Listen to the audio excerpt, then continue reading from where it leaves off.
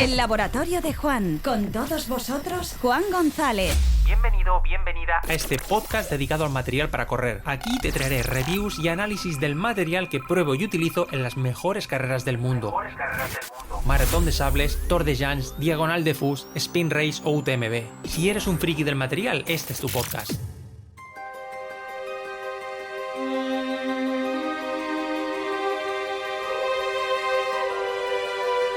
Cierto día una pequeña liebre estaba siendo perseguida por un águila que seguramente la quería como desayuno.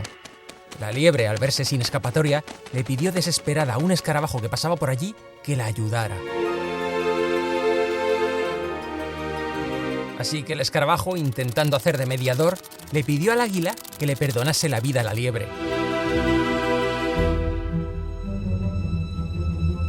Pero el águila miró al escarabajo con desprecio, pensando quizá que quién se había creído para exigirle o proponerle nada. Así pues, ignorando y tratando de insignificante al escarabajo, devoró a la liebre delante suya, sin atisbo de culpa. Desde entonces, el escarabajo, buscando vengarse, observaba siempre dónde el águila ponía los huevos de sus crías, para acercarse al menor descuido del águila y tirarlos por tierra. El águila, sintiéndose acosada y perseguida donde quiera que fuese por el pequeño escarabajo, recurrió al dios Zeus para pedirle que le permitiese depositar los huevos de sus pequeñas crías en un lugar seguro. El dios Zeus dijo que los colocaría en su regazo, pero el escarabajo hizo una astuta maniobra. Fabricó una bola de barro, voló y la dejó caer encima del regazo de Zeus, que se puso de pie de inmediato para sacudirse toda aquella suciedad, haciendo que los huevos de las crías del águila saliesen desperdigados. Muy sagaz fue el escarabajo que con su treta logró desesperar y destruir anímicamente al águila. Moraleja: nunca, nunca menosprecies a nadie por pequeño e inofensivo que parezca.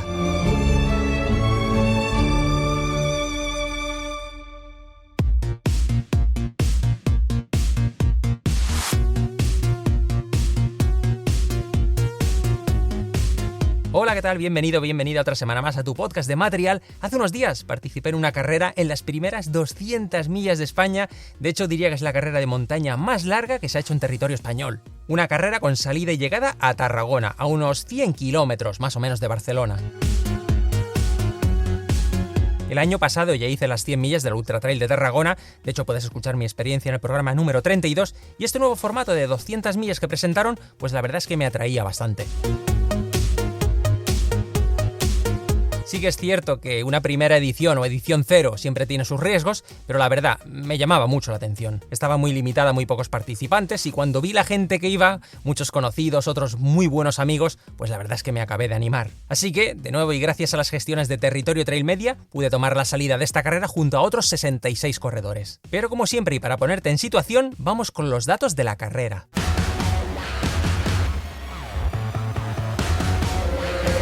335 kilómetros, 9.600 metros de desnivel positivo,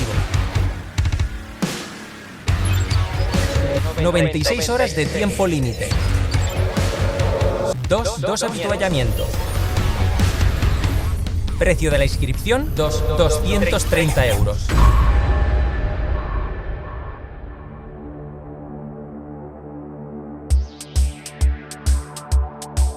Bien, pues esos son los datos y a eso me tenía que enfrentar en un terreno que a priori no se presentaba con demasiada dificultad y con una altitud máxima que superaba por poco los 1000 metros. Por tanto, por datos puros y duros, la carrera no me asustaba. Al final el Tour de Llans triplica el desnivel con la misma distancia. Es decir, que hay mucha diferencia.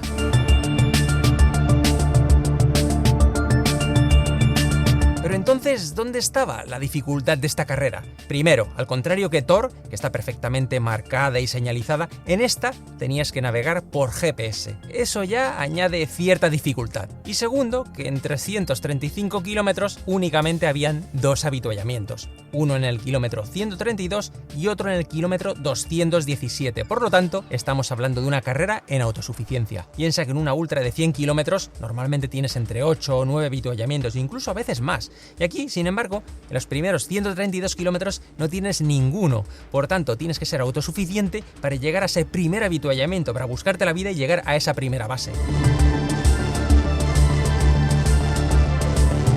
Así pues, aquí la estrategia por mi parte estaba clara: llevar 3 litros de agua encima para no depender de fuentes ni poblaciones y bastante comida. Muchas barritas de estas que comen los culturistas de casi 500 calorías y varios sándwiches de estos envasados de los que se venden en las gasolineras. Por supuesto, además, frutos secos, gominolas y algún que otro gel.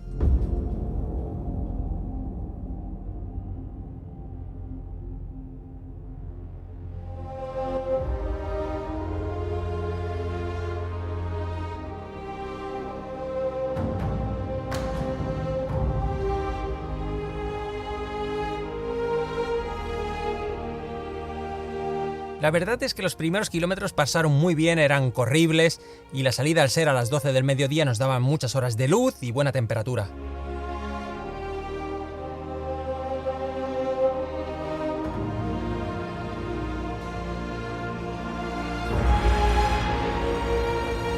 La intención era llegar con el menor desgaste posible al primer avituallamiento y allí reponerse en todos los sentidos.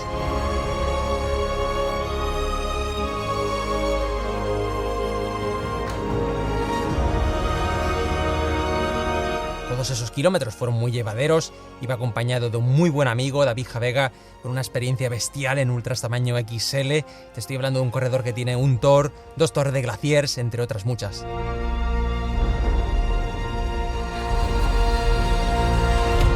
Así pues, llegamos al kilómetro 132 en menos de 22 horas, pero llegué muy justo de fuerzas. Se notaba que el cuerpo pedía comida de verdad.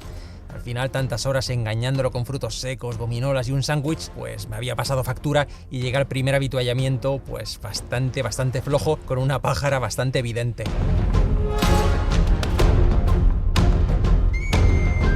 Menos mal, eso sí, que el avituallamiento era 5 estrellas. Había carne, macarrones, arroz, patatas al horno, pizza, incluso pizza, y bocadillos de nocilla, en fin, que imagínate, le ataqué a todo y por duplicado.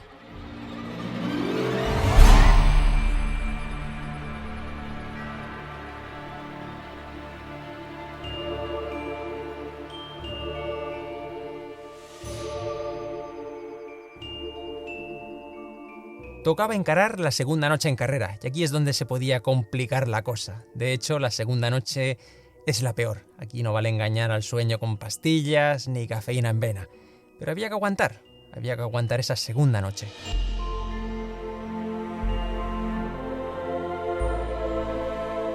En este punto intentábamos mantenernos alerta mirando el GPS para no equivocarnos de rumbo, no pasarnos ningún cruce. Íbamos como zombies. En alguna ocasión casi tiro a David de un empujón al irme de lado a lado en el camino. La verdad es que tampoco David estaba más despierto que yo. Alguna vez que lo miré, iba avanzando con los ojos casi cerrados.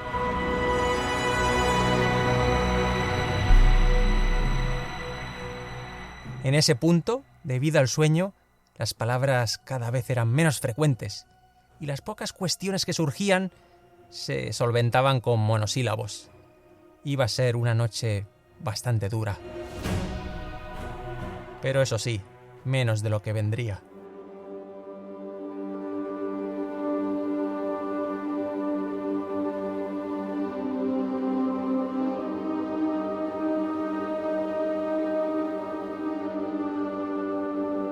Enfrentamos un nuevo día con la expectativa e ilusionante llegada de la pareja de David, que se uniría a nosotros como asistencia en su espectacular furgoneta camper.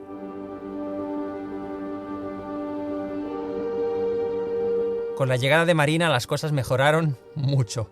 En los puntos donde la organización permitía asistencia, solo en 6 puntos estaría permitida, allí estaba ella, con la mesa puesta y la calefacción de la furgoneta encendida.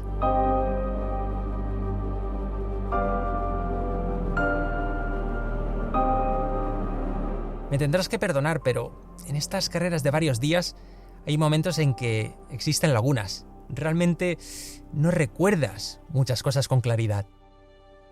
Recuerdo estar durmiendo en la furgoneta, recuerdo estar cresteando varias montañas con niebla y viento y de pronto perdidos, mirando la pantalla del GPS como si a base de fijar la vista y girarnos de un lado a otro con la pequeña pantalla color apuntando al cielo, fuese a salir de ella un genio vaporoso con torso torneado y ostentoso turbante para indicarnos el camino correcto.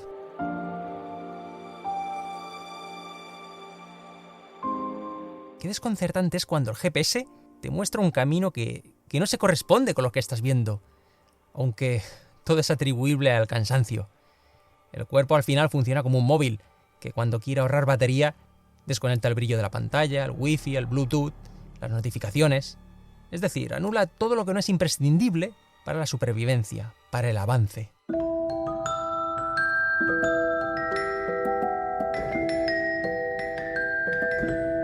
Segunda base de vida, kilómetro 217. Otro habituallamiento que era un festival. Carne a la brasa, patatas al horno, pasta, pan.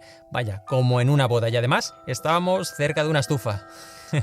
Mal asunto, eso sí que es peligroso. Acomodarse tanto cuando todavía faltan más de 120 kilómetros para meta, no es buena opción.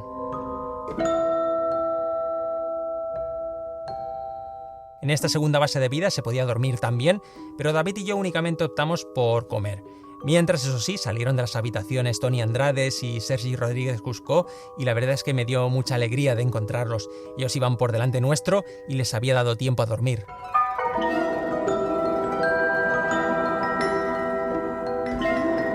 En ese punto la organización nos dijo que venía temporal y que no nos íbamos a librar de la lluvia. A partir de ahí, vuelven a diluirse los recuerdos.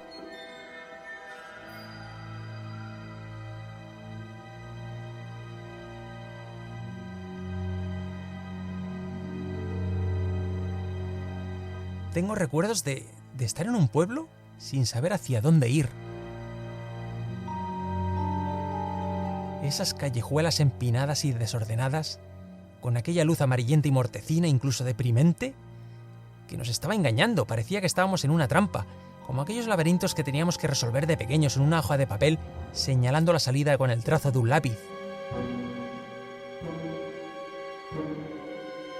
Y todo esto, eso sí, sin parar de llover, con la lluvia y el frío envolviéndonos con astucia y con maldad.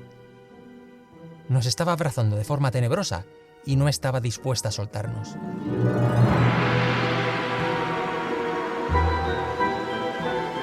Recuerdo lluvia, recuerdo 20 horas de lluvia, de frío, de aire, de niebla. Y entre medias, lapsus, alucinaciones. Decirle a mi compañero: en esa curva giramos, ¿dónde están las casas? ¿Qué casas?, contestaba David, lacónico. David, por cierto, también vio unos lavabos que incluso creo que intentó razonar el por qué debían estar allí. Y aunque no se lo dije, recuerdo que para mis adentros pensé: sí, hombre, aquí van a poner unos lavabos para ti, vaya.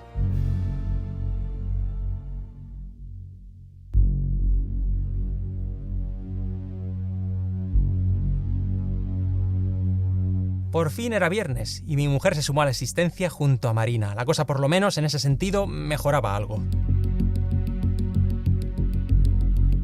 Amanecía y nos enfrentábamos al sábado, en teoría el día de llegada a meta. Recuerdo que era en torno al kilómetro 280 o 290 en un tramo de asfalto y David sugirió trotar un poco. Yo le negué con la cabeza, no me quedaban fuerzas. Estaba entumecido, mojado y me daba la sensación de que si corría, los tobillos se me partirían como si fuera una figura de cristal de Murano. No notaba la amortiguación de las zapatillas. Era como si llevase los pies encima de un ladrillo. Pero pasa como en las conversaciones de pareja cuando rompen. Aquello del no eres tú, soy yo. Y sin duda era yo. Estaba rígido, totalmente agarrotado. Me veía a mí mismo en slow motion, lento. Sabía que a 4 kilómetros había un pueblo. Allí abandonaría. No quería seguir mojándome. Es más, es que no tenía sentido. Estaba harto de chapotear con los pies dentro de las zapatillas, de pasar frío, de tiritar y de sonarme la nariz.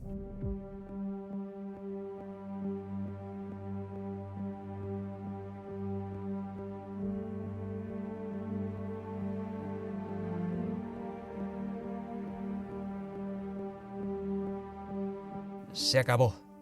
No tengo nada que demostrar. Hasta aquí he llegado. Ni mi sueldo ni mi reputación dependen de acabar esta carrera.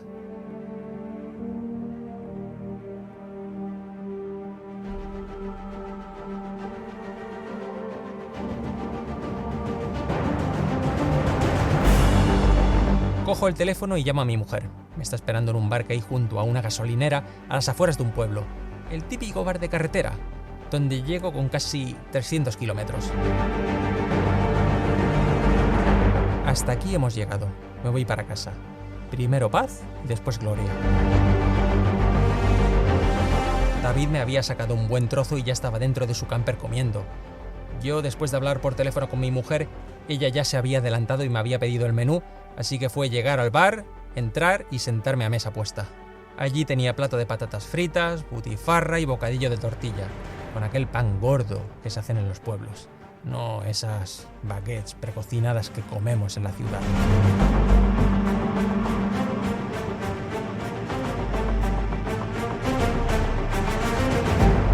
Le digo a mi mujer que se acabó, que estoy reventado.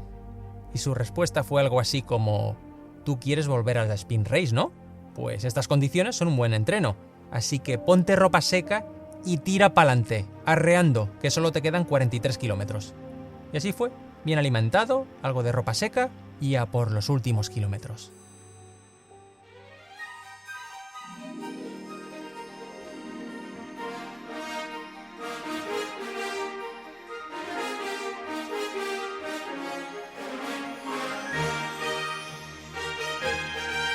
Y finalmente la meta, cuando ya lo daba todo por perdido, la cruzo en 79 horas y media, 51 horas menos que en Tour de Gens con la misma distancia, pero eso sí, con 3 veces menos desnivel.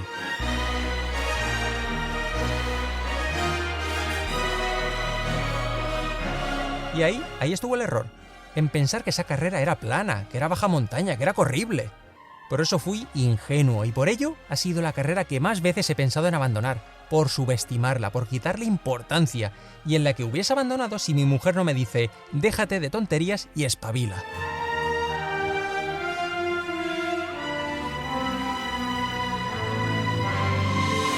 Y es que, al igual que en la fábula del águila y el escarabajo, no menosprecies nunca nada, por pequeño o fácil que parezca.